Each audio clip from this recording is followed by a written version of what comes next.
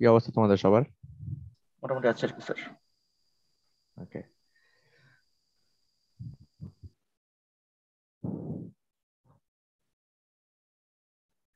তোমাদের rack concert নিয়ে কোনো ডিসিশন হয়েছে? জি স্যার, আমরা গ্রিন সিগন্যাল পেয়েছি, তো মনে হচ্ছে হবে আর কি। আচ্ছা। ফান্ড পেলে 2 দিন হবে, বেশি ফান্ড পেলে। খুবই ভালো।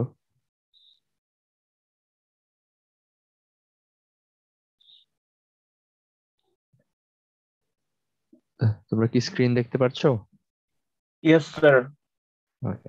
ইয়েস স্যার, দেখা যায় স্যার। আজকে মোস্ট প্রবাবলি আমাদের লাস্ট ক্লাস। আজকে তোমাদের সিলেবাস শেষ হয়ে যাবে। স্যার, ক্লাসটা একটু রেকর্ড করলে ভালো হতো স্যার। হ্যাঁ, রেকর্ড করব। আর সিআর হচ্ছে, তুমি বলছিলে ক্লাস টেস্টের ব্যাপারে জি স্যার। কতজন দিতে ইন্টারেস্টেড? স্যার আই থিঙ্ক অনেকেই দিবে আর কি, যদিও মার্ক ছাড়া বলা কঠিন, বাট তাও। সো নেক্সট উইক লাস্টের দিকে হয়তো একটা নেওয়া যেতে পারে। জি স্যার। আচ্ছা, ওটা আমি তাহলে পরে কথা বলবো তোমার সাথে।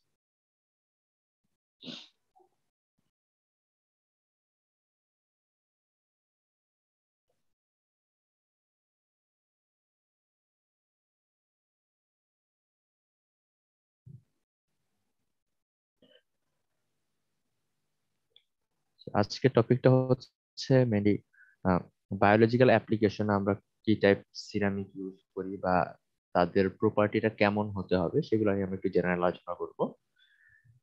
আমার কথা শুনতে পারছো, রাইট? Yes sir. ওকে। আমরা যখন বায়োলজিক্যাল কোনো অ্যাপ্লিকেশনে আমরা সিরামিককে অ্যাপ্লাই করি, তাহলে তখন আমরা এটাকে টার্মটাকে বলি বায়োসিরামিক। বায়োম্যাটেরিয়ালস এর মধ্যে যে সিরামিক পার্টটুকু পড়ে তার মধ্যে সেটাকে আমরা বলতেছি বায়োসিরামিক। এটা অ্যাডভান্টেজ কি, ডিসঅ্যাডভান্টেজ কি, এগুলো নিয়ে আমরা আলোচনা করব। সিরামিক ইমপ্ল্যান্টস যেগুলো ইউজ করা হয়, অথবা ইমপ্ল্যান্ট যদি আমরা কোনো বোনের রিপ্লেসমেন্ট হিসেবে ইউজ করতে চাই, তাহলে আগে আমাদের জানতে হবে যে বোনের স্ট্রাকচার কেমন হয়, বোনের প্রপার্টি কেমন হয়। কারণ আমরা যখন কোনো একটা জিনিসকে রিপ্লেস করতে যাব, তার ইনিশিয়াল যে পারপাসটা সে ফুলফিল করছিল, সেই পারপাসটা যেন ফুলফিল করে এমন কোনো কিছু দিয়ে আমাদের রিপ্লেসমেন্ট করতে হবে। তো সেই স্ট্রাকচারটা জানা দরকার। এবং কিছু বায়োসিরামিকের এক্সাম্পল আমরা দেখবো: অ্যালুমিনিয়াম, জিরকনিয়া, বায়োএক্টিভ গ্লাস, হাইড্রোক্সি অ্যাপাটাইট, এগুলো নিয়ে আমরা একটু আলোচনা করব। সো মেইনলি বায়োসিরামিকটা রিপেয়ার বা রিকনস্ট্রাকশনের জন্য ইউজ হয়। আমাদের হিপ প্রস্থেসিস যেটা আমরা ইউজ করি হিপ জয়েন্টে, অথবা আমাদের কানের আমাদের 3টা ছোট ছোট হাড় আছে, বোনস আছে। Yes sir. আমরা সবাই বায়োলজিতে পড়ার কথা আগে, মানে আমরা পড়ছি জি স্যার, ম্যালিয়াস ইনকাস্টেপিস। ম্যালারাস ইনকাস্টেপিস, ইয়েস। তো এগুলা রিপ্লেসমেন্ট করার জন্য বায়োসিরামিক ইউজ করা হয়। বাট কানের এই ছোট বোনটা রিপ্লেসমেন্ট করার জন্য যে ম্যাটেরিয়াল ইউজ করা হবে, অবশ্যই হিপ জয়েন্টের রিপ্লেসমেন্টের জন্য সেম ম্যাটেরিয়াল ইউজ হবে না। তো এইসব প্রত্যেকটা জায়গায় যেহেতু প্রপার্টিটা ডিফারেন্ট দরকার হয়, তো আমরা ডিফারেন্ট ম্যাটেরিয়ালস দিকে যাব। একটা বায়োসিরামিকের এক্সাম্পল হচ্ছে অ্যালুমিনিয়াম। তার সবচেয়ে বড় সুবিধা হচ্ছে লো রিঅ্যাক্টিভিটি, এটা অলমোস্ট ইনার্ট বলা যায়। আবার কিছু বায়ো অ্যাক্টিভ ম্যাটেরিয়ালস আছে যারা উম, তোমার বডির আশেপাশের এনভায়রনমেন্টের সাথে রিয়েকশন করবে, এবং আমরা যখন এগুলোকে ইউজ করি তখন আমরা চাই যেন রিয়েকশন হয়, বন্ডিং হয়। তো অ্যালুমিনিয়ার কিছু সুবিধা হচ্ছে, যেহেতু এরা রিয়েকশন করে না, তো এরা স্টেবল ইমপ্ল্যান্ট হিসেবে আমরা বলতে পারি, এবং এটা ফাংশনাল লাইফ জেনারেলি লঙ্গার। এখন বায়ো অ্যাক্টিভ সিরামিক গুলো আমরা যেটা বলতেছি, যারা রিয়েকশন করে, তাদের একটা প্রবলেম হচ্ছে এরা কম্পারেটিভলি উইক হয়। যদি আমরা স্ট্রেংথের দিকে চিন্তা করি, তাহলে অ্যালুমিনা বা জিরকনিয়ার তুলনায় তাদের স্ট্রেংথটা কম হয়। মেইনলি এই জন্য তাদেরকে আমরা কোনো একটা জায়গায় কোটিং বা ইন্টারফেশিয়াল বন্ডিং দরকার, এমন জায়গায় আমরা তারা ইউজ করি। ওকে। বায়োঅ্যাক্টিভ সিরামিকের একটা এক্সাম্পল হচ্ছে হাইড্রোক্সিঅ্যাপাটাইট। হাইড্রোক্সিঅ্যাপাটাইট আমাদের বডির কোন কোন জায়গায় থাকে? Bone and teeth mainly. Yes, volume অনুসারে অলমোস্ট 60% বা এর থেকেও বেশি হচ্ছে হাইড্রোক্সিঅ্যাপাটাইট বোন স্ট্রাকচার। ওকে, সো আমরা আবার কিছু বায়ো কম্পোজিটও তৈরি করে দেখেছি রিপ্লেসমেন্ট করার জন্য হাইড্রোক্সিঅ্যাপাটাইটের মধ্যে যদি পলিএথিলিন রিনফোর্স করে কম্পোজিট তৈরি করা হয়েছে যেন মেকানিক্যাল বিহেভিয়ারটাকে কিছুটা করা যায়। ওকে, সো বায়োসিরামিকের এখানে কিছু ডেফিনেশন দেয়া আছে। ড্রাগ ছাড়া অন্যান্য কোনো ম্যাটেরিয়ালস যদি আমরা বডিতে ইউজ করি ট্রিটমেন্ট অথবা রিপ্লেসমেন্টের কাজে, সেটাকে আমরা বায়োম্যাটেরিয়ালস বলতে পারি। তো এটা একটু দেখবা। ওকে, সো আমরা সব বায়োসিরামিক্স গুলাকে কয়েকটা ক্লাসিফিকেশনে ভাগ করতে পারি। তার মধ্যে একটা হচ্ছে নিয়ারলি ইনার্ট বায়োসিরামিক্স, তার মানে যারা ডিরেক্টলি কোনো রকম রিঅ্যাকশনে আসবে না। তার মধ্যে একটা বড় এক্সাম্পল হচ্ছে অ্যালুমিনা অথবা জিরকনিয়াম। তো আমরা যদি এর পারপাসটা চিন্তা করি তাহলে এর মেইন পারপাসটা হচ্ছে মেকানিক্যাল। আমরা যখন কোনো কিছু রিপ্লেস করব তার মেকানিক্যাল পার্টটুকুর সাপোর্ট হিসেবে, মেকানিক্যাল প্রপার্টি যেহেতু তাদের বেটার, এই ফাংশনটুকু করবে হচ্ছে অ্যালুমিনিয়াম। হয়তো তার উপরে আমরা কোনো বায়োঅ্যাক্টিভ পলি সিরামিকের লেয়ার দিয়ে দিতে পারি যেন ইন্টারফেশিয়াল বন্ডিং ভালো হয়, অথবা আমরা যদি চাই যে বন্ডিং না হয় সেক্ষেত্রে জাস্ট এটা অ্যালুমিনিয়াম ইউজ করব। ওকে, বায়োঅ্যাক্টিভ সিরামিকের একটা এক্সাম্পল হচ্ছে bioactive glass. Bioactive glass ceramic দুটাই হতে পারে, এবং হাইড্রোক্সিঅ্যাপাটাইট এটা ইন্টারফেশিয়াল বন্ডিং এর জন্য কাজে লাগে। রিজর্ভেবল সিরামিক হচ্ছে তুমি এই ম্যাটেরিয়াল গুলো যদি ইউজ করো তাহলে উইথ টাইম আস্তে আস্তে ডিগ্রেড করা শুরু করবে, মানে বডি এটা অ্যাবজর্ব করে নিবে, এবং এই যে তুমি যে পার্টটুকুতে এটা ইউজ করেছো সেই পার্টটুকুতে বডি নিজের রিকভারি সিস্টেম ইউজ করে এটাকে রিপ্লেস করা শুরু করবে। সো পার্শিয়াল কিছু সাপোর্টের জন্য আমরা রিজর্ভেবল সিরামিক্স ইউজ করতে পারি। এবং লাস্টলি হচ্ছে কম্পোজিট, যখন আমরা একাধিক প্রপার্টি চাই কোনো পার্টিকুলার পারপাসে তখন আমরা কম্পোজিট ইউজ করি। আচ্ছা, এখন দেখো আসলে নিয়ারলি ইনার্ট ম্যাটেরিয়াল গুলো আসলে ইনার্ট হয় কিভাবে। যখন এটা আমরা বডির কোনো পার্টে ইউজ করতেছি তখন একটা প্রোটেকটিভ রেসপন্স পায় এবং নন অ্যাডারেন্ট একটা ফাইব্রাস কোটিং তৈরি হয়, যেটা ধীরে ধীরে বডি থেকে টোটালটাকে আইসোলেট করে ফেলে। আবার তুমি যদি বায়ো অ্যাক্টিভের কথা চিন্তা করো তাহলে এরা হচ্ছে ইমপ্ল্যান্ট এবং টিস্যুর ইন্টারফেসের মধ্যে বডির যে ন্যাচারাল রিপেয়ারিং মেকানিজম ছিল। আমাদের যখন কোনো একটা জায়গায় আমরা কেটে যায় বা কোনো একটা ইনজুরি হয়, বডির নিজের একটা রিপেয়ারিং প্রসেস আছে, রাইট? Yes, sir. সো এই প্রসেসের মাধ্যমে তুমি যখন বায়োঅ্যাক্টিভ সিরামিক গুলাকে দিবা, সে চাবে এই প্রসেসের মাধ্যমে এক্সটার্নাল, তুমি যেটা একটা এক্সটার্নাল পার্ট ইউজ করতেছো এটাকে রিপ্লেস করার জন্য, যখনই সে ইন্টারনাল রিপেয়ারিং প্রসেসটা অ্যাক্টিভ হয়ে যাবে তখন এই বায়োঅ্যাক্টিভ সিরামিকটা তার সাথে বন্ডিং করে সিমিলার প্রসেসে মিমিক করে একটা স্ট্রং ইন্টারফেশিয়াল বন্ডিং তৈরি করে। ওকে, আর রিজর্ভেবল হচ্ছে যেটা আস্তে আস্তে রিপ্লেসড হয়ে যেতে পারবে তোমার ন্যাচারাল রিপেয়ার প্রসেসের মাধ্যমে, এবং আস্তে আস্তে এটা অ্যাবজর্ব হবে তোমার বডিতে। যেহেতু অ্যাবজর্ব হয়ে যাচ্ছে এই জন্য একটা বড় ক্রাইটেরিয়া হচ্ছে যখন ডিজলভ হবে বা ডিসলিউশন তৈরি করবে যেন টক্সিসিটি না থাকে। ওকে, সো আমরা বায়োসিরামিক ইউজ করার এখন কিছু বেনিফিট আছে, আবার কিছু ডিসঅ্যাডভান্টেজ আছে। আমরা এখানে সিরামিক ইউজ না করে মেটাল ইউজ করতে পারতাম, রাইট? ক্ষেত্র বিশেষে নির্ভর করে। হ্যাঁ, সো অনেক কিছু ইউজ করতে পারি। সো প্রত্যেকটারই কিছু পজিটিভ সাইড আছে, কিছু নেগেটিভ সাইড আছে। আমরা যদি বায়োসিরামিকের কথা চিন্তা করি তাহলে জেনারেলি এরা কম্পারেটিভলি ইনার্ট। যেখানে আমরা ইন্টেনশনালি চাচ্ছি বন্ডিং হোক সেই জায়গা বাদে আসলে আমরা ইনার্ট গুলা ইউজ করি। তো এই ইনার্ট যদি হয় তাহলে কম্পারেটিভলি আমরা বলতে পারি যে মেটালের থেকে এটা বেশি সেফ। বাট প্রবলেম হচ্ছে এর টাফনেস কম এবং হাই মডুলাস অফ ইলাস্টিসিটি, যেটা স্ট্রেস শিল্ডিং হিসেবে কাজ করে, রাইট? আমরা যখন কম্পোজিটের একটু পার্টে দেখাচ্ছিলাম, তখন হাই ই আমরা কখন ইউজ করি? টাফনেস এখানে বাড়ানোর লোড বিয়ারিং বেশি দরকার হয়, সেখানে আমরা ইলাস্টিক মডুলাসটা হাই চাই। হাই চাই। তো প্রবলেমটা হচ্ছে আমরা আবার কিছু জায়গায় চাই যে লোডটা যেন ডিস্ট্রিবিউটেড হয়ে যায়, সেখানে স্ট্রেস শিল্ডিং হয়ে যেতে পারে, এটা ওয়ান্টেড না। এখানে কিছু প্রপার্টির চার্ট দেওয়া আছে, এটা লাগবে না। আচ্ছা, তো আমরা যদি চিন্তা করি যে আসলে কোনো একটা ইমপ্ল্যান্ট যদি ইউজ করতে চাই, তাহলে মেইন দুইটা ক্রাইটেরিয়া কি?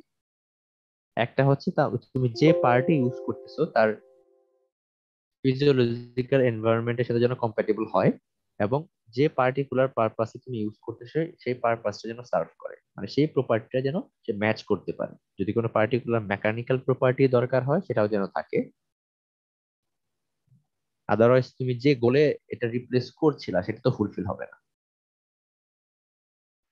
ওকে, আমরা যদি বোন স্ট্রাকচারের কথা চিন্তা করি, বা আমরা তাদের বোনের কোনো একটা পার্ট আমরা রিপ্লেস করব, তাহলে বোন স্ট্রাকচার সম্পর্কে আগে একটু জানা দরকার। আমাদের বোন সেলটা কিভাবে তৈরি হয়? বোন কোলাজেন সেল তো। Fibre, right? জি স্যার। এটা তোমরা বায়োলজিতে দেখছো, হিউম্যান বডি চ্যাপ্টারটাতে। জি স্যার। কোলাজেন ফাইবার থাকে, এবং এর মাঝখানে হোল বা এইসব জায়গায় হাইড্রোক্সি অ্যাপাটাইট, ক্যালসিয়াম ফসফেট যেটাই হোক, এগুলা ন্যানো ক্রিস্টালাইন থাকে। এই হাইড্রোক্সি অ্যাপাটাইটটার হার্ডনেসটাকে আসলে বাড়ায়। এদের দেখো ক্রিস্টালের সাইজ দেয়া আছে, খুবই মাইনর সাইজ এবং অ্যাসিকুলার শেপ। আমরা যদি ক্রস সেকশন দেখি কোন একটা বোনের, তাহলে বোনের বাইরের সারফেসটা কি অনেক হার্ড হয়, কম্প্যাক্ট থাকে। আউটার সারফেস একটা লেয়ার থাকে, কম্প্যাক্ট লেয়ার, যেটা কর্টিক্যাল অথবা কম্প্যাক্ট বোনস দিয়ে তৈরি হয়। এবং ভিতরে যে স্পঞ্জি বা বোন ম্যারো যেসব জায়গায় থাকে, এইসব জায়গায় ক্যান্সেলাস, এই যে সেলটা তৈরি হয় সেটা হচ্ছে ক্যান্সেলাস সেল, রাইট? এগুলো হচ্ছে তোমাদের বায়োলজিতে কিছুটা ছিল, হয়তো কয়েকজন মনে আছে এখনো। এগুলো সবাই পড়ছো, রাইট? আমাদের স্যার অনেকের বায়োলজি ছিল না। আচ্ছা, তো এগুলা এত মানে খুব ভালো জানার দরকার নেই, বাট কিছুটা নলেজ রাখতে হবে। Okay?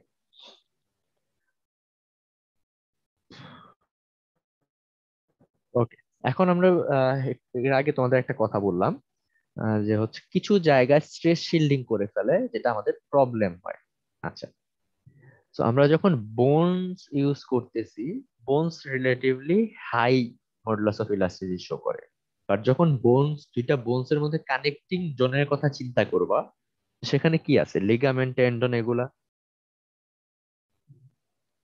দুইটা Yes, বোনস স্যার। যে জয়েন হয়েছে, এই জয়নিং এ সফট টিস্যু থাকে, রাইট? জি স্যার। লিগামেন্ট বা টেন্ডন যেগুলো আমরা বলি, এটা কম্পারেটিভলি সফট, এবং এর কাজ হচ্ছে লোডটাকে ট্রান্সফার করা, রাইট? তো এই লোডটা ট্রান্সফার করার জন্য এখন তুমি ধরো কোনো একটা আহ, এই জয়েন্টের যে বল, এখানে তো বল শেপ থাকে, বল সকেট টাইপ, রাইট? স্যার এই কারণে জি স্যার, জয়েন্ট হাড়টা অনেক মুভ গরমই হয়। করতে পারে।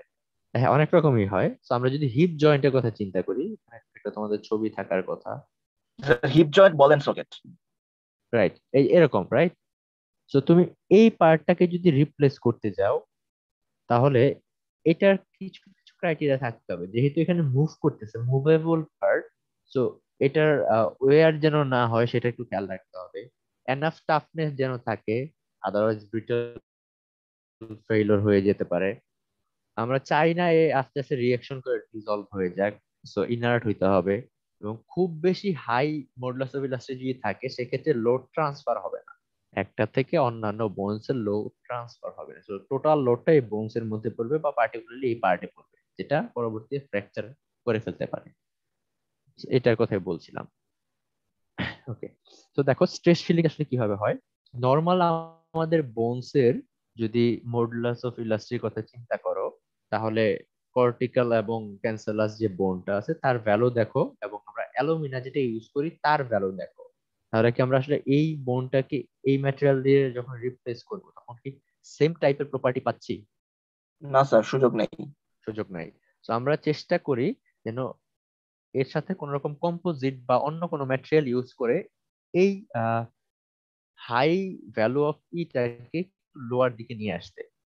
ওকে, এই জন্যই অন্যান্য আরো বাকি যে সিনেমাগুলো আস্তে আস্তে ডেভেলপ হয়েছে, দেখো বাকিগুলো আস্তে আস্তে এর এটা কমে গেছে। যেমন জিরকোনিয়া, কম্পারেটিভলি জিরকোনিয়ার ক্ষেত্রে যদি আমরা চিন্তা করি তাহলে তার এর ভ্যালুটা কম্পারেটিভলি কম, বাট জিরকোনিয়াতেও একটা প্রবলেম আছে।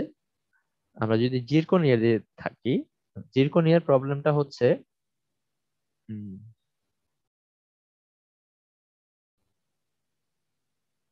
ফেস ট্রানজিশন জাতীয় কিছু স্যার? হ্যাঁ, জিরকোনিয়াতে প্রবলেম, একটা বড় প্রবলেম হচ্ছে তোমাদের আলফা পার্টিকেল রেডিয়েট করে খুব অল্প পরিমাণে, মানে এই রেডিয়েশনের অ্যামাউন্টটা খুব কম, বাট তারপরেও কিছু পরিমাণ রেডিয়েট করে। মানে লো কনসেন্ট্রেশনের রেডিও অ্যাক্টিভ ম্যাটেরিয়াল থাকে, থোরিয়াম বা ইউরেনিয়াম, যেটাকে সেপারেট করা মানে পিওর জিরকোনিয়া তৈরি করাটা খুব টাফ হয়ে যায়। তো তুমি যদি কম কস্টিং এ জিরকোনিয়া ইউজ করে কোনো একটা বোনসে রিপ্লেস করতে চাও, তাহলে দেখা যাবে হয়তো ওভার টাইম খুবই অল্প আলফা পার্টিকেল যখন রেডিয়েট হতে থাকবে আস্তে আস্তে, সেটা তোমার বডির জন্য ড্যামেজ করতে পারে, সফট টিস্যু, হার্ড টিস্যু সবগুলাকে। ওকে, এবং কম্পারেটিভলি ফ্লেক্সুরাল স্ট্রেংথ এবং টাফনেসও কিছুটা কম, এবং এটা কম আস্তে আস্তে কমতে থাকে যখন বডি ফ্লুইডের সাথে কন্ট্যাক্টে আসবে, রাইট? তুমি বডির ভিতরে কোনো একটা পার্টস হিসেবে যদি ইউজ করতে চাও, তাহলে আশেপাশে বডি ফ্লুইডের সাথে তার কন্ট্যাক্ট জি হবে। স্যার। যখন কন্ট্যাক্ট হয় তখন জিরকোনিয়া আমরা দেখেছিলাম টেট্রাগোনাল, মনোক্লিনিক বিভিন্ন ধরনের ফেজ থাকে, রাইট? জি তো স্যার। তখন টেট্রাগোনাল থেকে মনোক্লিনিক ফেজের ট্রান্সফরমেশন হয়। এই ট্রান্সফরমেশন হলে তার আসলে স্ট্রেংথ এবং টাফনেসটা কমে যায়। তুমি ইউজ করার আগে যেটা এক্সপেক্ট করতেছিলা যে এরকম তার টাফনেস এবং স্ট্রেংথ হবে, তুমি বাইরে মেজার করে তুমি ইউজ করতেছো, বাট যখন তুমি বডিতে রাখতেছো আস্তে আস্তে বডির ফ্লুইডের সাথে তার কন্ট্যাক্টে আসতেছে, আস্তে আস্তে মনোক্লিনিকে ট্রান্সফার হয়ে যাচ্ছে। তো তুমি যে ডিজায়ার্ড প্রপার্টির জন্য তুমি এটা ইউজ করতেছো পার্টিকুলারলি সেটা পাবা না, এটা একটা প্রবলেম। এবং উইয়ার রেজিস্ট্যান্স কম্পারেটিভলি কম। ওকে, আচ্ছা, আরেকটা জিনিস একটু দেখো, অ্যালুমিনা যখন আমরা ইউজ করতেছিলাম, অ্যালুমিনার ক্ষেত্রেও তুমি যখন ইউজ করবা তখন কিছু জিনিস একটু মাথায় রাখতে হয়। তুমি সাপোজ হিপ প্রস্থেটিক্স এর জন্য ইউজ করতেছো, কোন এজের পেশেন্টের সাথে ইউজ করতেছো। যদি ইয়াং এজের কেউ হয় তাহলে কিন্তু ওই রিপ্লেসমেন্টটা অনেক দিন সাস্টেইন করতে হবে। আমাদের মেইন গোলটা হচ্ছে পেশেন্টের থেকে যেন, মানে পেশেন্ট যতদিন বেঁচে আছে সেম রিপ্লেসমেন্টটা যেন আরেকবার না করা লাগে। So আমরা এটাকে সাস্টেনেবল করবো, রাইট? সো কোন একটা ওল্ড পার্সনের ক্ষেত্রে, মানে কম্পারেটিভলি ওল্ডার পার্সনের জন্য তুমি একটা রিপ্লেসমেন্ট করার জন্য যে প্রপার্টিটা রাখতে হবে, সাস্টেনেবিলিটি যতটুকু থাকতে হবে, ইয়ঙ্গার পেশেন্টের ক্ষেত্রে, অর্থোপেডিকের ক্ষেত্রে মেইনলি, তার সাস্টেনেবিলিটি কিন্তু আরো লঙ্গার পিরিয়ড অফ টাইম সাস্টেন করতে হবে, রাইট? Yes sir. আচ্ছা, এখন তুমি যখন কোনো একটা পার্টিকুলার পারপাসে ইউজ করতেছো, তার সেটা ফেইলও করতে পারে, সার্ভাইভও করতে পারে। 100% সার্ভাইভিং প্রবাবিলিটি কিন্তু তুমি দিতে পারবা না, কিছুটা ফেইলিওর প্রবাবিলিটি থেকেই যায়। আর তুমি যত সিনথেসিসের সময় যতটুকুই প্রিকশন নাও না কেন, কিছু না কিছু ডিফেক্ট থেকেই যাবে ভিতরে, যেটা পরবর্তীতে ফেইলিওর করতে পারে, যেহেতু সিরামিক। তো দেখো, আমরা যদি চিন্তা করি যে আসলে এটার ফেইলিওর প্রবাবিলিটি বা সার্ভাইভিং প্রবাবিলিটি কত পার্টিকুলার লোডের ক্ষেত্রে, অ্যালুমিনার ক্ষেত্রে, যদি তুমি কম টাইম পিরিয়ডের কথা চিন্তা করো, যে 3 বছর পরে এটার সার্ভাইভিং প্রবাবিলিটি কেমন থাকবে, সেম লোডে যদি চিন্তা করো তার সার্ভাইভিং প্রবাবিলিটি বেশি। আর তুমি যদি 30 বছর পরে সেম লোডের কথাই চিন্তা করো, তাহলে কিন্তু সার্ভাইভিং প্রবাবিলিটি কমে যাচ্ছে। তো তুমি একটা ইয়াঙ্গার পেশেন্টের ক্ষেত্রে আহ, যে পিউরিটি লাগবে, কম্পারেটিভলি ওল্ডার পেশেন্টের ক্ষেত্রে তার থেকে একটু কম হলেও চলবে, রাইট? জি স্যার। সেই জিনিসটা এখানে এইভাবেই বলা আছে। আচ্ছা, এখন হচ্ছে বায়ো অ্যাক্টিভ গ্লাস কি? বায়ো অ্যাক্টিভ গ্লাস হচ্ছে তোমরা যেসব ম্যাটেরিয়ালটা আমরা গ্লাস ফর্মেই থাকবে, এখন গ্লাস মানে মেনলি থাকবে তাহলে সিলিকেট বা সিলিকা থেকে তৈরি করা হবে, বাট এর পিউরিটি নর্মাল আমরা যে গ্লাস ইউজ করি তার থেকে অনেক বেটার। এবং এই বায়োঅ্যাক্টিভ গ্লাসটা রিঅ্যাক্ট করে বডির পার্টসে যখন রিপ্লেস করবা, তার মধ্যে একটা যেটা অলরেডি ইউজ হয় এরকম একটা বায়োঅ্যাক্টিভ গ্লাসের নাম এখানে আছে 45S5, এর কম্পোজিশনও নিচে দেয়া আছে। ওকে, তো এই বায়োঅ্যাক্টিভ গ্লাসটা আসলে তৈরি হয় 2 ডাইমেনশনাল শীট লাইক স্ট্রাকচার তৈরি করা হয় এবং এই জন্যই তার লো ডেনসিটি থাকে। বাট নর্মাল গ্লাসের তুলনায় সিলিকা কন্টেন্ট এখানে কম্পারেটিভলি কম। তুমি যদি খেয়াল করো এখানে সিলিকার কন্টেন্ট কত পার্সেন্ট? 45%। 45। 45। আমরা জেনারেলি যে গ্লাস ইউজ করি সেখানে কিন্তু সিলিকার কন্টেন্ট এর থেকে বেশি থাকে, রাইট? জি স্যার, থাকা তো উচিত, যেহেতু অনেক বেশি সোডিয়াম থাকে। Calcium silicate. জি স্যার, 60-70% হতে পারে। হ্যাঁ, এখন বায়ো গ্লাস ইউজ করার কিছু সুবিধা আছে। সুবিধাটা হচ্ছে তোমার আহ, এরা ইজিলি রিঅ্যাক্ট করতে পারে, সো কোন পারপাসে ইউজ করতেছো সেই ক্ষেত্রে তারা বেটার প্রপার্টি দিতে পারে। বাট প্রবলেম হচ্ছে এরা মেকানিক্যালি উইক। তুমি স্ট্রেংথ বেয়ারিং কোনো পারপাসে আসলে এটা ওইভাবে ইউজ করা যায় না, এবং ফ্র্যাকচার টাফনেসও কম যেহেতু এরা গ্লাস। মানে একটা কথা আছে, glass is glass, right? So এটাকে আসলে যখন সিনথেসিস করা হয়, প্রসেস করা হয়, তখন যতটুকু প্রিকশন নেওয়া সম্ভব চেষ্টা করা হয় যেন পিউরিটি হাই থাকে এবং এর প্রপার্টিটা ভালো থাকে। ইভেন প্লাটিনাম অথবা প্লাটিনাম অ্যালয় পসিবল ইউজ করা হয় যেন কন্টামিনেশন কমে গ্লাস ফরমেশনের জন্য। এখানে অ্যাডভান্টেজ হচ্ছে সারফেস রিঅ্যাকশন হবে, টিস্যু বন্ডিং বেটার হয়, ইয়ার ভ্যালু মোটামুটি আমাদের যে বোন স্ট্রাকচারের যে ভ্যালুটা দরকার ছিল কর্টিক্যাল বা বাইরের কম্প্যাক্ট বোন সেলগুলার যে ভ্যালু অফ ই ছিল মোটামুটি এটা সেম রেঞ্জে। বাট ডিসঅ্যাডভান্টেজ হচ্ছে মেকানিক্যালি উইক, স্ট্রেংথ অনেক কম, টাফনেস অনেক কম। সো লোড বেয়ারিং অ্যাপ্লিকেশনে জেনারেলি ইউজ করা হয় না।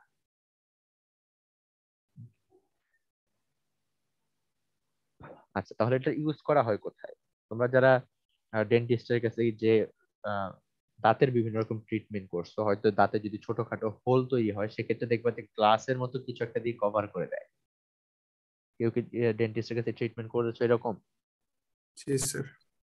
ওকে, তো এই যে গ্লাসি ম্যাটেরিয়ালটা আসলে ইউজ হয় একটা বায়োঅ্যাক্টিভ গ্লাস ইউজ করা হয়। অথবা দাঁত রিমুভ করার পরে যে ফাঁকা জায়গাটা তৈরি হয় অনেক সময় এখানে আমাদের খাবার মানে ফুড পার্টিকেলস মানে স্টাক হয়ে যেতে পারে এবং পরবর্তী ইনফেকশন হতে পারে অনেক জায়গায়, সেক্ষেত্রেও গ্লাসের একটা কভারিং দিয়ে কভার করে দেওয়া হয়। এবং আমাদের আই সকেট, চোখের চোখটা যে জায়গায় বসে আছে আই সকেট, এখানের যে বোনটা অনেক সময় কারো যদি অ্যাক্সিডেন্টের কারণে এটার ফ্র্যাকচার বা কোনো কিছু হয়ে যায়, এটা রিপেয়ারিং এর জন্য বায়োটিক গ্লাস ইউজ করা হয়। এখন চিন্তা করো এই আই সকেটের এখানে কি লোড খুব বেশি পড়ে, মানে মেকানিক্যাল লোড খুব বেশি পড়ে না, কিন্তু এখানে খুব খুব বেশি পড়ে সূক্ষ্ম না। মুভমেন্টের ব্যাপার রয়েছে। হ্যাঁ, তো যেহেতু লোড খুব বেশি বেয়ার করতে হচ্ছে না, এইসব জায়গায় ইউজ করা যায়। অথবা ধরো ভোকাল কর্ড, অনেক সময় দেখা যায় ভোকাল কর্ডের ট্রিটমেন্টের জন্য এখানে কিছু তোমাদের এই দেয়া আছে। যদি আমরা চিন্তা করি এর কোনো একটা জায়গায় যদি অনেক সময় ফ্র্যাকচার হয়ে যায় বা ওইসব জায়গায় বায়োটিক গ্লাস ইউজ করলে এটা বন্ডিং করে ওইটা রিপেয়ারের জন্য হেল্প করে। আচ্ছা, আহ, যারা বায়োলজি যাদের ছিল তারা এই এই ছবিটা, লেফট সাইডের ছবিটা দেখার কথা। জি তিনটা স্যার। বোনস দেয়া আছে। এটা হচ্ছে মেইনলি আমরা বলি ইয়ার ড্রাম যেটাকে বলি, এবং এটার দিকে একদম ভিতরে যেখানে পাস হয় এখানে তিনটা বোন থাকে, মেলিয়াস, ইনকাস এবং স্টেপিস। এই পার্ট গুলা রিপ্লেসমেন্টের জন্য আমরা বায়োসিরামিক ইউজ করতে পারি। এখন দেখো এখানে বায়ো অ্যাক্টিভ গ্লাস সিরামিকের কথা বলা আছে। আচ্ছা, গ্লাস সিরামিক জিনিসটা কি? কিছুটা গ্লাস কিছুটা সিরামিক, মানে মেইনলি গ্লাস হিসেবে তৈরি করা হয়, তারপর এটাকে একটু হিট ট্রিটমেন্ট করে কিছুটা ক্রিস্টালাইজ করে ফেলা হয়। এক্স্যাক্টলি, আমরা হচ্ছে আগে গ্লাস তৈরি করব, সেটাকে হিট ট্রিটমেন্টের মাধ্যমে ক্রিস্টালাইন ফর্মে নিয়ে যাওয়ার চেষ্টা করব। জেনারেলি যদি ক্রিস্টালাইন ফর্মে নেই, নর্মাল গ্লাস ছিল তাকে ক্রিস্টালাইন ফর্মে নিলে তার কি কি প্রপার্টি ইনহ্যান্স হইতে পারে? তার টাফনেস কিছুটা কিছুটা বাড়বে, স্ট্রেংথ ইলাস্টিক কিছুটা মডুলাস, বাড়বে, হ্যাঁ জি, রাইট? স্ট্রেংথ কিছুটা হবে, তো ইলাস্টিক আমরা মডুলাস সামান্য বাড়তে পারে। পার্টিকুলারলি মেকানিক গ্লাসের বায়োটিভ গ্লাসের যেসব বেটার প্রপার্টি গুলা ছিল সেগুলো আমরা রেখে এর সাথে কিছু মেকানিক্যাল প্রপার্টি এনহ্যান্স করার চেষ্টা করতেছি, রাইট? আমাদের এক্সিট গোল তো এটাই। জি স্যার। এই বায়োঅ্যাক্টিভ গ্লাস সিরামিক যেটা, এটা আসলে মেইনলি ইউজ করা হয় হচ্ছে মিডল এয়ারের অপারেশনের জন্য বা এই রিপ্লেসমেন্টের জন্য। এখানে তিনটার যেটা ইউজ করা হয় এরকম তিনটা সিরামিকের নাম দেয়া আছে এবং কোথায় ইউজ হয় সেটা লেখা আছে, তোমরা একটু এটা পড়লেই হবে। আচ্ছা, হাইড্রোক্সি অ্যাপাটাইট, রাইট? আমি তোমাদের জি ফার্স্টে স্যার। বললাম আমাদের যে ন্যাচারাল বোন তার অলমোস্ট 70% বাই ওয়েট এবং 50% বাই ভলিউম হচ্ছে হাইড্রোক্সি অ্যাপাটাইট। এখন এখানে এটার জেনারেল স্ট্রাকচারটা হচ্ছে এই ফরম্যাট: A10 BO4 6X2। এই এর জায়গায় ক্যালসিয়াম, বি এর জায়গায় ফসফরাস এবং ও এক্স এর জায়গায় OH বসতে পারে। এখানে অন্যান্য জিনিস হইতে পারে, সোডিয়ামের চলে আসতে পারে। তো মেইনলি ক্যালসিয়াম হাইড্রোক্সি অ্যাপাটাইটটাই হচ্ছে আমাদের বোনসের মেইন কম্পোনেন্ট, রাইট?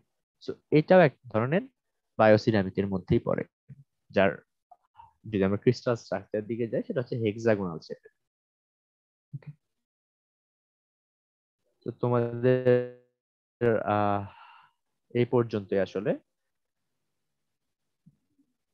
এখানে যে বায়োলজিক্যাল যে পার্ট গুলো আছে সেটা কিছুটা দেখতে হবে, যেন তোমরা সিরামিকটা ইউজ করতেছো, কেন ইউজ করতেছো পার্টিকুলার একটা জায়গায়, সেটা বোঝার জন্য হলেও তোমাদের এই বায়োলজিক্যাল পার্ট গুলো একটু পড়তে হবে। বাট মেইনলি বায়োসিরামিকের পার্টটা তোমাদের ইম্পর্টেন্ট। ক্লিয়ার? জি স্যার। আচ্ছা, কারো কোনো কোশ্চেন এটা নিয়ে?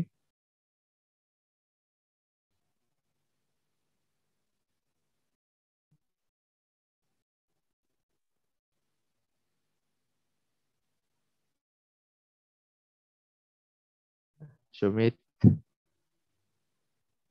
স্যার ঠিক ঠিক আর এর চেয়ে বেশি হয়তো কিছু জানার কিছু নেই, কেননা এর চেয়ে বেশি কোয়েশ্চেন করতে গেলে হয়তো স্যার বায়োলজি বা কেমিস্ট্রির অনেকটা ভেতরে ঢুকে যেতে হবে। হ্যাঁ, ওগুলা চলে আসবে। তো তোমাদের আসলে মেইনলি যেহেতু আমরা সিরামিক নিয়ে ইন্টারেস্টেড, সো বায়োলজিক্যাল পার্ট ততটুকু জানা দরকার যেটা পার্টিকুলারলি যে তার মানে যে পার্টটুকু আমরা রিপ্লেস করব ওইটুকুর প্রপার্টিটা আমাদের আসলে জানতে হবে। ক্লিয়ার? অনেকটাই স্যার। আর এখানে আমার যেটা মনে হচ্ছে যে আমাদের সাইটোটক্সিসিটির ব্যাপারটা তো একটু মাথায় রাখতে হবে। আর মেটাল যদি আমরা ইউজ করি বা মেটাল মেটাল সিরামিক কম্পোজিট যদি চিন্তা করি, তাহলে আমাদের মেটালের রিঅ্যাক্টিভিটিটা একটু ভাবতে হবে, আর আমাদের মেটালের বায়োকেমিস্ট্রি সম্পর্কেও জানতে হবে।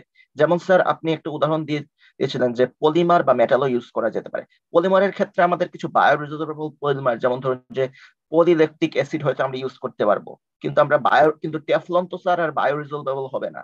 আর আমরা অবশ্যই যদি তুমি যখন বায়োলজিক্যাল কোনো অ্যাপ্লিকেশন ইউজ করতেছো এটার সিভিয়ারিটি কিন্তু আরো বেশি চেক করে দেখতে হবে, কারণ তুমি স্যার ডিরেক্টলি বডির মধ্যে ইনপুট করতেছো। তো এর সাইড ইফেক্ট কি হইতে পারে? মানে আমি তোমাকে বললাম যে দুইটা মেইন ক্রাইটেরিয়া, একটা হচ্ছে তুমি যে জায়গা ইউজ করবা তার সাথে কম্পেটেবল কিনা, এটা তোমার ব্যাড ইফেক্টটা দিবে কিনা। যদি কম্পেটেবল হয় তারপরে দেখতে হবে আর একটা বড় ক্রাইটেরিয়া, যেটা তুমি যে পারপাসের জন্য রিপ্লেস করছো সেটা ফুলফিল করতেছে কিনা।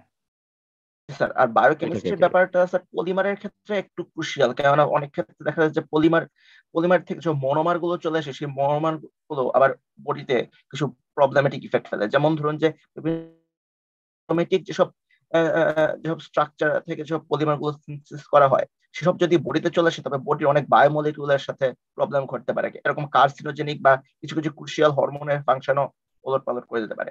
আর স্যার গ্লাসের ক্ষেত্রে আমার যতটুকু মনে হচ্ছে যে এর মধ্যে কোন কোন মেটাল বা কোন কোন আয়ন দেওয়া যাবে, কোন কোনটা দেওয়া যাবে না, সেটাও একটু ক্রুশিয়াল।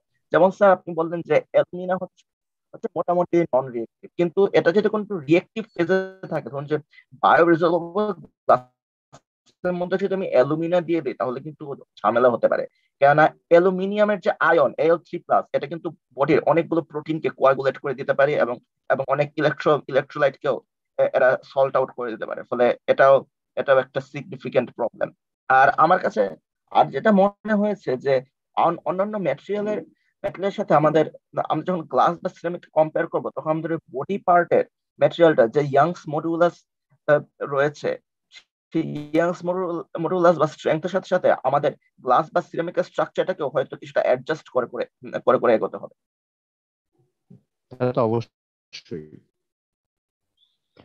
সো তোমাদের একটা রেফারেন্স বইয়ের নাম এখানে দিয়ে দেয়া আছে, তোমরা এই চ্যাপ্টারটা আসলে পড়লে হয়তো একটু ক্লিয়ার হয়ে যাবে। আচ্ছা, সো এখানে হচ্ছে আসলে আমাদের সিলেবাসটা মোটামুটি শেষ, যেসব টপিক ছিল আমাদের মোরলেস কভার হয়ে গেছে। সো আসলে তোমাদের সাথে এই টার্মের ক্লাস মোটামুটি এই টপিকে শেষ। যদি দরকার হয় হয়তো আমরা একটা ডিসকাশন ক্লাস পরে নিতে পারি। এবং সিআর সিআর আছো? জি স্যার। আচ্ছা, আহ, তোমরা নেক্সট মঙ্গলবার বা বুধবার সিটি কবে দিতে চাও?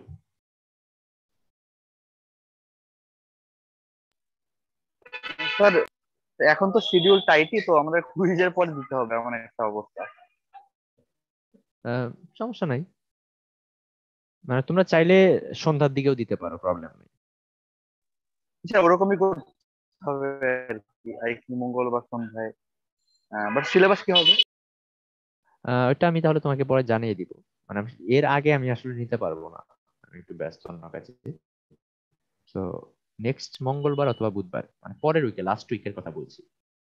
স্যার সিলেবাসটা ওই দিন সিটির পরে একটু গুছাই দিলে ভালো হতো, মানুষের কোনটা কি পার্ট থাকবে বা কি কি ইম্পর্টেন্স দিয়ে পড়বো। হ্যাঁ, ওটা পরে ডিসকাস করা যায়, সমস্যা নেই। আমাদের কি একদম লাস্ট উইকের মঙ্গলবারে কোনো সিটি আছে? তোমাদের অলরেডি 3টা সিটি এবং একটা অ্যাসাইনমেন্ট দেয়া শেষ। তো এটা হচ্ছে তোমাদের সিআর বলছিল যে কয়েকজনের হয়তো বা এক্সট্রা সিটি দিতে চাচ্ছে।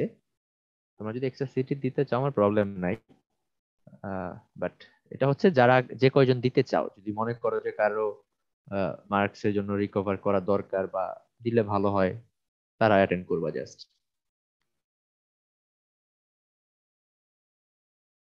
স্যার আমাদের কি মার্কস দিয়ে দেওয়া হবে কয়েকদিনের মধ্যেই? মার্কসটা তোমাদের আমি পিএল এর মধ্যে দিয়ে দিব। উম, অনেকে তো আমাদের অনেকেই হয়তো এই মার্কস থেকে হয়তো সিটি দিব কি দিব না সেরকম সিদ্ধান্ত নেব। এটা আসলে তোমাদের চয়েস, কারণ অলরেডি তোমাদের 4টা হয়ে গেছে। সেটা অ্যাডিশনাল তোমরা চাইলে দিতে পারো, না এমন দিতে পারো। তোমরা কেমন এক্সাম দিচ্ছ সেটা তো তোমাদের জানার কথা।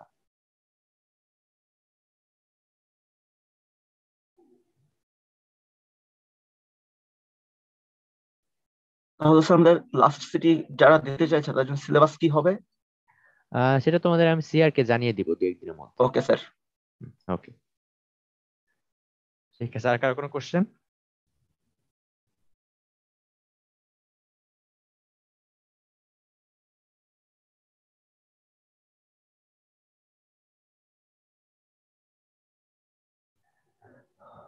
ওকে, তাহলে সবাই ভালো থাকো।